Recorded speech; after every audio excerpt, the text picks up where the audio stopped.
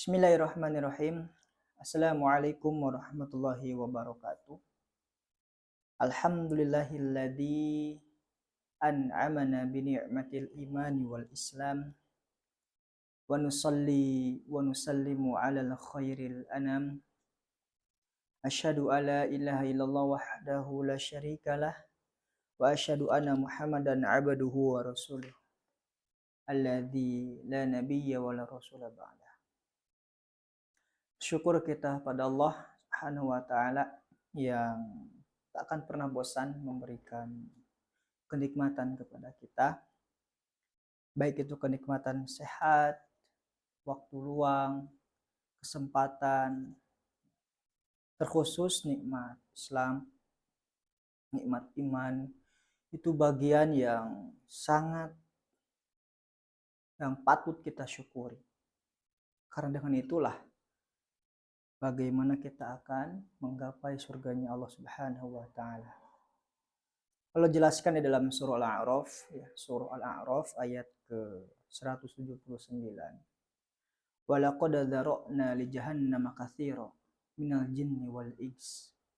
Allah sampaikan ternyata yang akan banyak masuk ke dalam neraka jahanam, ya, itu adalah katsiran minal jinni wal ins, kebanyakan adalah manusia dan jin. Lantas kenapa mereka itu masuk ke dalam neraka?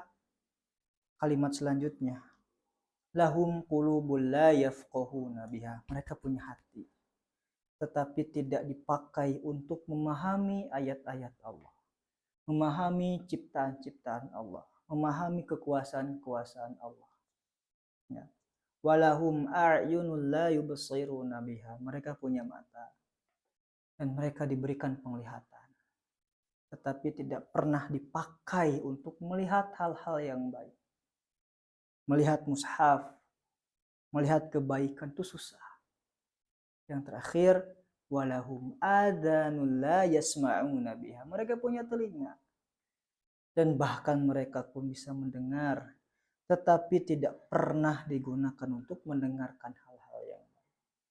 Kalau sampaikan itu adalah binatang. Allah umpamakan sebagai binatang. Artinya, kalau kita hidup, ya, kita punya mata, hanya sebatas melihat saja, tanpa dipertimbangkan, tanpa diperhatikan baik buruknya, sapi pun melihat, sapi pun mendengar. Bahkan kata Allah lebih hina daripada itu. Kalau kita tadabburi ayat ini, itu adalah gambaran apa yang Allah berikan kepada orang-orang yang tidak bersyukur. Allah berikan mata, Allah berikan telinga, Allah berikan hati, tetapi semuanya tidak digunakan untuk menjadi jalan semakin dekat dengan Allah Subhanahu wa taala. Maka di antara bentuk kita bersyukur adalah dengan belajar. Ta'lim, belajar. Thalabul ilmi fardhatun ala kulli muslim. Belajar itu adalah tanda kita bersyukur karena pasti mata kita akan melihat hal-hal yang baik. Telinga kita akan mendengar hal-hal yang baik. Maka bersungguh-sungguhlah dalam belajar. Ya, mudah-mudahan Allah senantiasa istiqomahkan kita semuanya. Amin ya Allah ya rabbal alamin. Salawat beserta salam semoga tetap tersampaikan kepada Rasulullah Shallallahu Alaihi Wasallam dan mudah-mudahan sampai kepada kita, ya insya Allah selaku umatnya.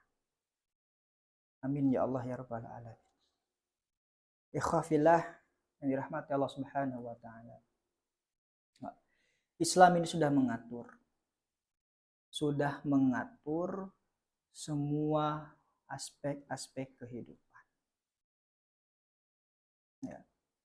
Dan hadirnya Rasulullah itu menjadi panutan, menjadi contoh dalam berkehidupan.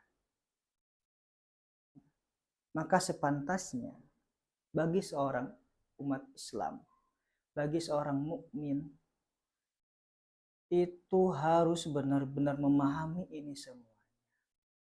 Dan bentuk pahamnya itu adalah jangan pernah mengambil referensi-referensi dari selain Islam. Ini pemahaman yang harus kita sama-sama miliki. Karena Rasulullah itu sudah sangat detail menjadi teladan, menjadi contoh panutan buat kita. Ya. Sudah banyak kitab-kitab yang menjelaskan tentang beliau. Ya, di antaranya ada Asy-Syama'il Muhammadiyah, bagaimana kepribadian Rasulullah. Dan kita harus pelajari itu. Karena beliau itu adalah Nabi dan Rasul. Panutan buat kita. Maka sebagai bukti kita cinta kepada Rasulullah, sebagai bukti bahwa kita tuh sayang pada Rasulullah, maka ikuti. Ya, ikuti apapun yang beliau lakukan. Kalau perlu kita ikuti semua aktivitas keseharian beliau. Dari mulai bangun tidur sampai tidur lagi. Itu sebagai tanda bahwa kita tuh ittiba, mengikut dan menjadikan bahwa Rasulullah Shallallahu Alaihi Wasallam itu adalah Nabi dan Rasul kita. Ya, karena situasi saat ini, kondisi sekarang di fenomena akhir zaman ini, wah, banyak sekali. Dia ngaku-ngaku bahwa Rasul itu sebagai Nabi saya. Nabi Muhammad itu sebagai Rasul saya. Tapi terkadang dalam aktivitas kehidupannya, dia mencontoh orang lain. Ya, dia mencontoh bangsa lain. Ya, maka itulah yang disebut dengan orang yang rugi. Karena nanti di akhirat ketika Allah dikumpulkan, dia ngaku, ya Rasul saya adalah umatmu. Kata Rasul, bukan. Dan itulah penyesalan yang sangat-sangat dahsyat. Ya. Maka sebagai bentuk kita iman kepada Rasulullah, ya, dan sebagai bentuk juga kita cinta kepada Rasulullah, maka kita harus pelajari ya setiap aktivitas, setiap langkah, setiap perbuatan, setiap perkataan yang Rasulullah Shallallahu Alaihi Wasallam itu sering dilakukan. Apa aja itu? Kita harus contoh. Karena pasti kebaikan. Karena Rasulullah itu beraktivitas sangat dibimbing oleh Allah. Menurut dengan wahyunya Allah Subhanahu Wa Taala. Iwafila ya dirahmati oleh Allah. Kita akan sama-sama belajar. Ini ada buku, kitab yang harus menjadi panduan terkhusus bagi setiap guru. Dan kalau kita sadari bahwa kita itu adalah seorang guru. Umat Islam itu adalah seorang guru. Ya, mungkin teman-teman juga pada tahu ya insya Allah bahwa kitab ini adalah Ar-Rasul Al-Mu'allim karya Syekh Abdul Fattah Abu Ghuddah, ya, atau dalam terjemahannya itu adalah Muhammad Sang Guru atau Rasulullah Sang Guru. Ini penting kita pelajari karena ini sangat berkaitan dengan kehidupan sehari-hari. Apalagi kalau kita profesinya adalah seorang guru. Tadi saya sampaikan di awal bahwa kita adalah umat Islam, maka jangan sampai mengambil referensi-referensi yang lain. Karena Islam itu sempurna. Islam itu sudah mengatur segala aspek kehidupan. Masalahnya, kita mau cari tahu apa tidak. Itu yang jadi permasalahan. Ya. Dan secara garis besar, Rasul Al-Mu'allim ini adalah bagaimana kita akan melihat metode Rasulullah Shallallahu Alaihi Wasallam mendidik.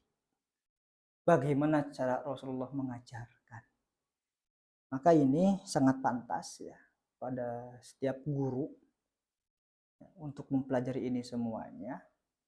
Karena hasil didikan Rasulullah itu adalah para sahabat. Generasi yang terbaik, bahkan Allah abadikan di dalam surah Ali Imran ayat 110. Kuntum khaira ummah ukhrijat linnas ta'muruna bil ma'ruf wa tanhauna 'anil munkar wa tu'minuna billah. Allah abadikan. Ya, beberapa tafsir menyebutkan bahwa itu adalah para sahabat. Yang mana sahabat itu dididik langsung oleh Rasulullah Shallallahu Alaihi Wasallam. Dan insya Allah pada kesempatan hari ini kita akan bahas, ya, kita akan sama-sama pelajari bagaimana sih Rasulullah itu mendidik. Kok bisa-bisanya menghasilkan para sahabat yang memimpin lebih luas dari Indonesia ini. Hampir separuh sebagian bumi itu dipimpin oleh Islam. Bagaimana? Ya, dari Syekh ini Abdul Fattah Abu Ghudah ini sudah mengumpulkan beberapa riwayat, beberapa hadis bagaimana dan seperti apa cara Rasul mendidik. Bagaimana Rasul itu mengajar. Nah, di dalam buku ini, ya, di Ar-Rasul Al-Muallim, dalam muqaddimah, dan kita pun harus kenal terlebih dahulu bahwa Syekh Abdul Fattah Abu Ghudah itu lahir di tahun 1917 ya, 1917 di Aleppo, di Syria. Ya, memang besar di sana dan sempat juga kuliah lah gitu. Belajar di Al-Azhar ya, Universitas Al-Azhar di Kairo. Ya, yang akhirnya beliau membuat buku. Adapun keseharian beliau setelah kembali ke Aleppo, beliau ngajar juga menjadi dosen gitu. Karena beberapa kitab-kitab yang beliau buat itu ada Ar-Rasul Al-Muallim, ini akan kita bahas diantaranya, dan juga ada Al-Imam Al-Ghazali, biografi Imam Ghazali, dan juga Al-Imam Ibnu Taimiyah, biografi Ibnu Taimiyah. Itu beberapa karya dari beliau, dan diantaranya adalah Ar-Rasul Al-Muallim. Dijelaskan di dalam muqaddimah di buku ini, ya, bahwa Rasulullah itu adalah seorang guru. Setiap Rasul yang diutus itu adalah seorang guru. Maka kita harus sama-sama pahami, semua nabi yang diutus oleh Allah itu memiliki profesinya masing-masing. Beda-beda profesinya. Contoh Nabi Idris kan itu profesinya adalah penjahit. Nabi Daud pembuat baju besi. Nabi Musa diantaranya penggembala. Ya. Bahkan Rasulullah Shallallahu Alaihi Wasallam, Nabi kita Muhammad Shallallahu Alaihi Wasallam itu adalah seorang pedagang. Ya. Banyak profesi itu berbeda-beda. Nabi Yusuf itu bahkan negarawan, pemimpin sebuah negara. Ya.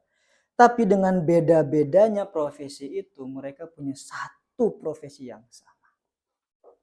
Dan ini adalah profesi yang utama. Ya.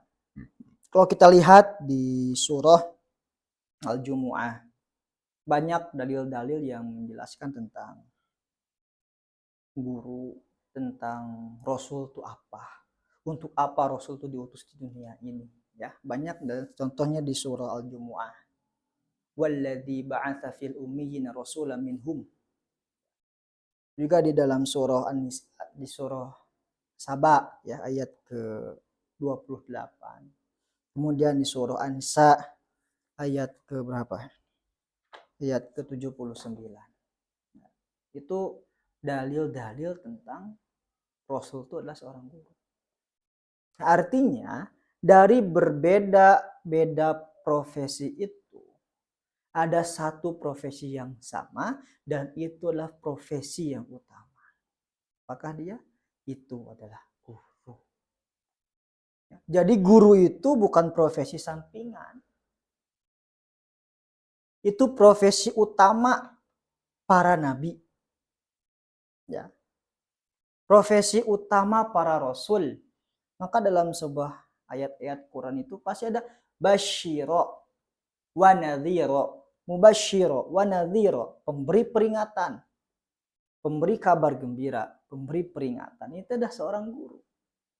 Ya, kalau kita lihat lagi ya di tadabbur kembali ayat-ayat yang ada kalimat basyiro wa nadhiro, ya, itu adalah menandakan dia itu adalah guru. Meskipun beda-beda profesi, maka para rasul, para nabi itu profesinya sama, yaitu profesinya adalah seorang guru.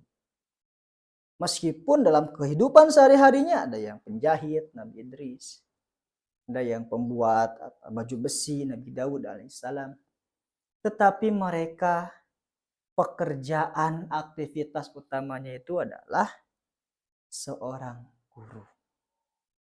Ini yang harus digarisbawahi. Nah, artinya seorang guru, profesi guru itu adalah profesinya para nabi. Ya. Siapapun yang dapat amanah menjadi guru, itu sama saja mendapatkan amanah melanjutkan profesinya para nabi. Artinya, ya, profesi guru itu sangat mulia. Sangat mulia. Apalagi kalau kita berbicara tentang pahala akhirat, kependulang pahala banget gitu ya para guru ini.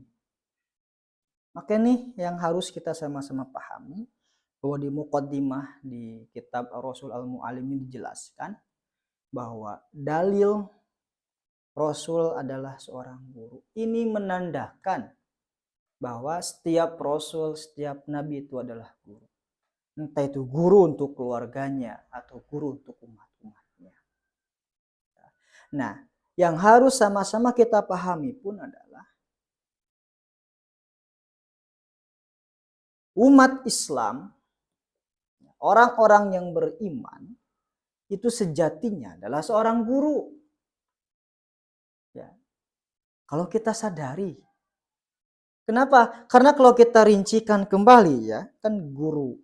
Ya, di ayat-ayat itu banyak yang menjelaskan tentang basyiron wa nadhiron, ya, memberikan nasihat, kabar gembira dengan nasihat-nasihat, dengan motivasi-motivasi. Itu guru. Wa nadhiron, memberikan peringatan dengan teguran-teguran. Nah, kalau kita rincikan kembali, direalisasikan dengan kehidupan sekarang, itulah dakwah. Jadi sebetulnya profesi guru itulah profesi dakwah, nggak bisa dilepaskan. Dan umat Islam itu ada kewajiban untuk berdakwah. Dan berdakwah itu jangan dibatasi hanya duduk di mimbar saja. Ya, atau ceramah-ceramah, enggak. Tapi dalam aktivitas kehidupan kita pasti ada kesempatan kita untuk berdakwah. Karena inti daripada dakwah itu sendiri adalah amar ma'ruf nahi munkar, mengajak kepada kebaikan dan mencegah kepada kemungkaran. Dan itu pasti dilakukan oleh seorang guru. Gak mungkin, mustahil. Kalau memang dia paham peranan seorang guru, dia malah mengajak, mengarahkan pada hal-hal yang tidak baik. Tidak mungkin. Ya. Maka ini yang harus kita pahami, bahwa guru ini profesi setiap muslim. Ya. Kalau kita sudah paham dengan ini semuanya, maka umat Islam itu akan berlomba-lomba untuk memberikan contoh yang baik. Karena adanya radikalisme, ya, isu-isu radikalisme, terus isu-isu intoleran. Ya. Kalau saya melihat orang-orang Islam yang fobia Islam, ya, Islamofobia misalkan, itu karena mereka tuh nggak melihat Islam yang sejati itu seperti apa. Yang mereka lihat dari media atau dari obrolan, betulnya Islam itu adalah suku teroris. Ya, Islam itu suka mengganggu, justru enggak. Hilang gitu, enggak melihat, ya, tidak apa ya, tidak dapat melihat gitu ya, tidak tahu bahwa Islam yang sebenarnya itu apa. Dan itu yang terjadi, makanya ada Islamofobia. Dia tuh Islam tapi enggak mau menjalankan syariat Islam. Itu kan aneh. Ya. Maka kalau setiap muslim itu paham bahwa dia itu adalah seorang guru, ya, maka insya Allah isu-isu terkait Islamofobia, radikalisme itu nggak akan pernah ada. Karena masing-masing kalau dengan paham dan sadar itu akan memberikan contoh yang baik. Ya. Saya kasih contoh. Kalau teman-teman lihat ini bagaimana keindahan Islam itu, ya, ketika ada yang minoritas di kaum yang bangsanya itu bangsa Muslim, mereka aman, tentram, ya. Dan bahkan kalau dalam sejarah itu adanya perjanjian zimmah, gitu. Perjanjian dengan orang-orang kafir, orang-orang non-Muslim, mereka bayar pajak, tapi keselamatannya dijamin sama orang-orang Muslim. Tapi sebaliknya, ketika umat Islam itu minoritas di sebuah negeri justru akan dihancurkan. Kita dapati ini semuanya sekarang, bagaimana Timur Tengah. Ini kenapa? Ya itulah banyaknya hasutan-hasutan dari musuh-musuh Islam. Maka ini yang harus sama-sama kita pahami bahwa setiap Islam, setiap Muslim, orang-orang yang beriman itu punya kewajiban. Apapun profesinya, entah itu berdagang, ya pekerja kantoran, atau apapun itu semuanya, profesi utamanya adalah seorang guru. Baik guru dari keluarganya atau memang guru untuk masyarakat. Nah, ini yang harus sama-sama kita pahami. Kenapa? Karena dalam sebuah hadis ya, riwayat Ad-Darimi, Rasul sampaikan innama bu'istu mu'alliman, bahwa saya itu diutus di dunia ini untuk menjadi seorang guru. Kalau di redaksi yang lain kan liutamima makarima akhlak, untuk menyempurnakan akhlak manusia. Di sini ada peranan untuk mengajar. Ada peranan seorang guru di sini, artinya ya, guru ini adalah profesi yang mulia. Maka kita harus pahami betul bahwa kita itu adalah hakikatnya, sejatinya bahwa kita adalah seorang guru. Itu sebagai muqaddimah yang dijelaskan di dalam buku ini. Kemudian yang selanjutnya adalah ternyata kondisi saat ini, terkadang yang sudah menjadi guru pun dia tuh nggak sadar bahwa dia tuh adalah seorang guru. Nggak sadar.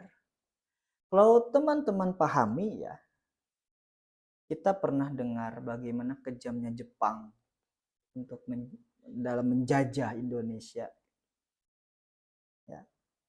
Tapi ketika Jepang dibom ya oleh sekutu tahun 1945 tanggal 6 dan tanggal 8 Agustus 6 dan 9, mohon maaf ya, Hiroshima dan Nagasaki, ketika hancur lebur dua kota itu, Kaisar Hirohito menyampaikan bukan berapa prajurit yang tersisa, bukan berapa TNI, kalau sekarang kan TNI itu ABRI itu, bukan, tapi yang ditanya itu adalah berapa guru yang tersisa. Kumpulkan guru-guru, disekolahkan. Mereka punya misi, diberikan misi langsung oleh kerajaan, kekaisaran. Kamu ambil ya ilmunya dan kembangkan di negara kita. Kan nggak butuh lama. 20 tahun, 20 sampai 30 tahun. 1970-an itu Jepang sudah mulai berkembang, maju, dan sampai sekarang luar biasa. Ternyata guru ini memiliki peran bagaimana menentukan faktor kemajuan atau kemunduran sebuah bangsa. Ya. Nah, itu terjadi ketika gurunya tuh paham dan sadar bahwa saya tuh seorang guru. Nah, kalau saya sering sampaikan kepada para asatidz kutab, ya, kalau sudah menjadi guru, itu bukan lagi berbicara tentang halal haram. Itu modal mutlak. Itu mah mutlak harus sudah selesai. Tetapi lebih ke ini pantas atau tidak dilakukan oleh seorang guru. Nah, ini yang susah. Ini berkaitan dengan kesadaran. Ya, ini berkaitan dengan kebanggaan kita terhadap guru. Ya, menjadi seorang guru kita bangga apa enggak? Maka di dalam buku ini ya dijelaskan ya bahwa di antara motivasi Rasulullah Shallallahu Alaihi Wasallam adalah untuk menghapuskan kebodohan. Ini ada hikmahnya, artinya kalau kita menjadi guru ataupun yang mau menjadi guru, timbulkan keresahan. Apa motivasi kita menjadi seorang guru?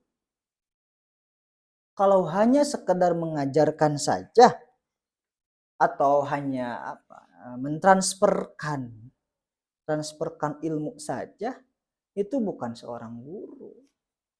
Rasul juga ini berawal dari keresahan.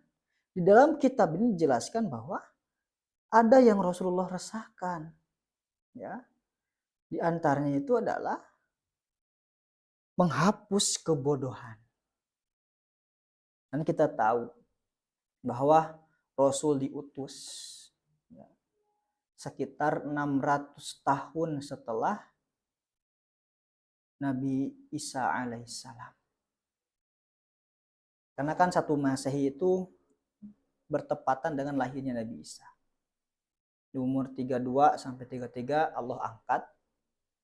500 tahun itu kosong, maka disebut jahiliyah itu ya, karena tidak adanya nabi dan rasul yang mengarahkan ke dalam jalan yang benar. Maka Rasul datang. Rasul diutus di zaman jahiliyah. Dan kalau teman-teman pahami, jahiliyah itu bukan berarti mereka benar-benar bodoh. Enggak. Mereka tuh pintar-pintar. Tetapi tidak bisa menempatkan. Ya.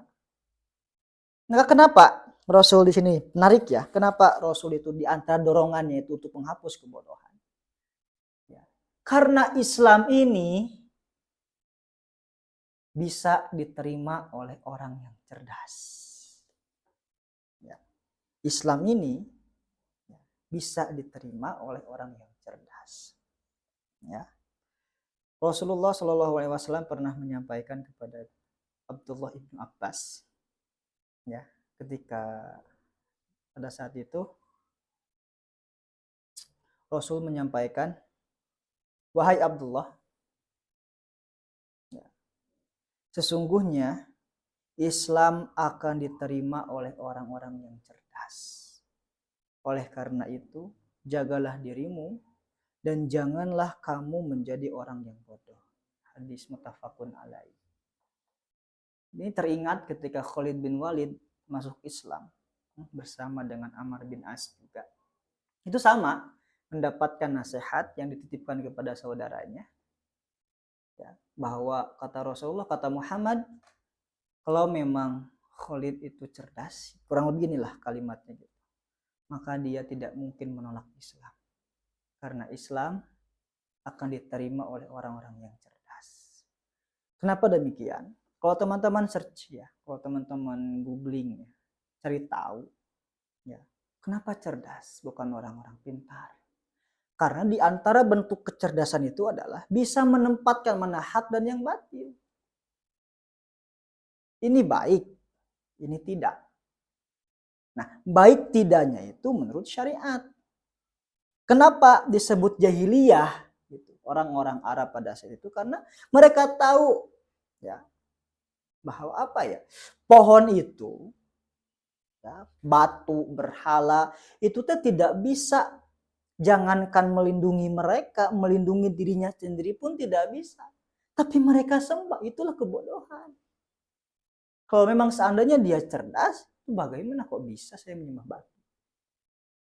Ya, makin dorongan daripada Rasulullah SAW, motivasi Rasulullah itu ya, untuk menghilangkan kebodohan.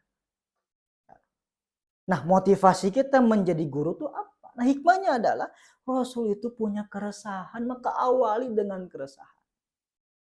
Ya. Allah tampakkan sekarang bagaimana situasi dan kondisi di dunia ini. Tidak cukupkah kita mulai merasakan keresahan? Ya. Kenapa? Karena dari keresahan itulah muncul motivasi, muncul semangat. Ya. Muncul semangat, oh iya. Saya resah dengan kondisi anak-anak sekarang. Guru, dia tahu bahwa ada adab terhadap guru. Guru malah ditantang. Itu nggak cerdas.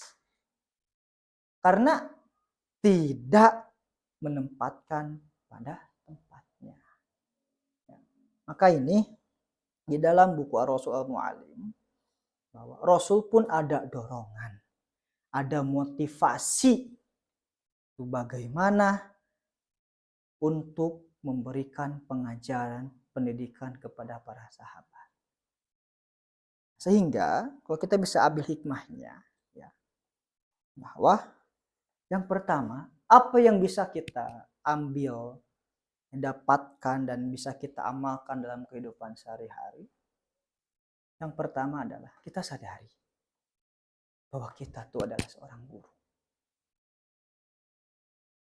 Orang muslim, orang beriman itu adalah seorang guru. Sadari dengan sesadar-sadarnya.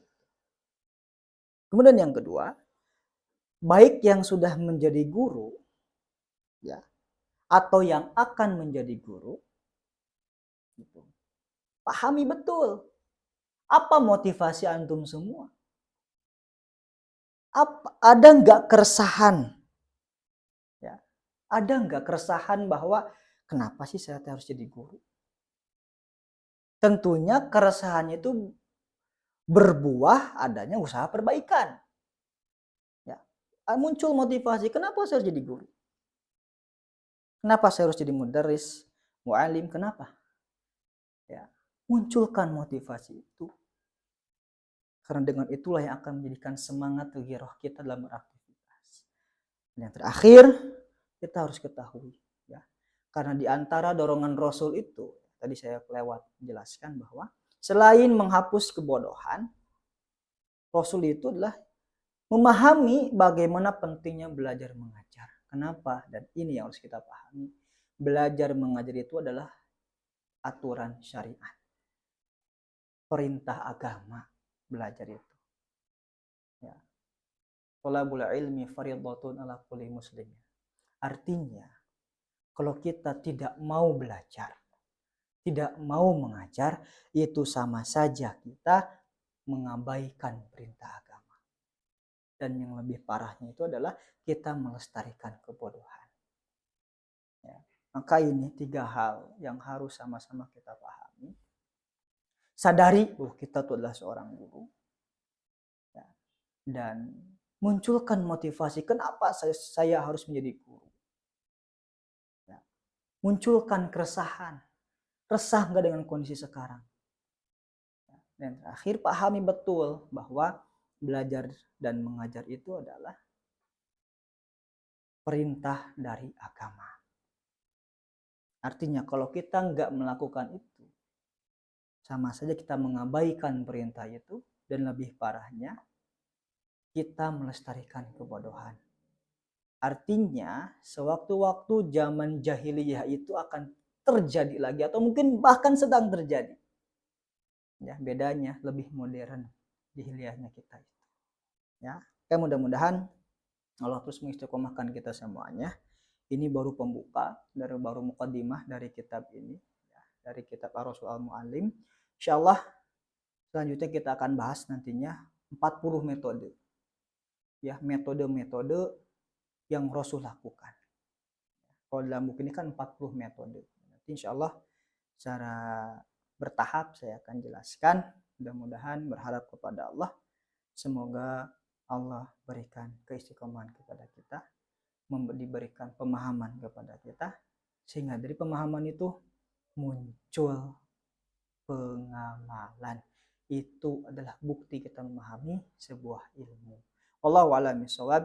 Subhanakallahumma bihamdika asyhadu an la ilaha illa anta astaghfiruka wa atubu ilaik. Assalamualaikum warahmatullahi wabarakatuh.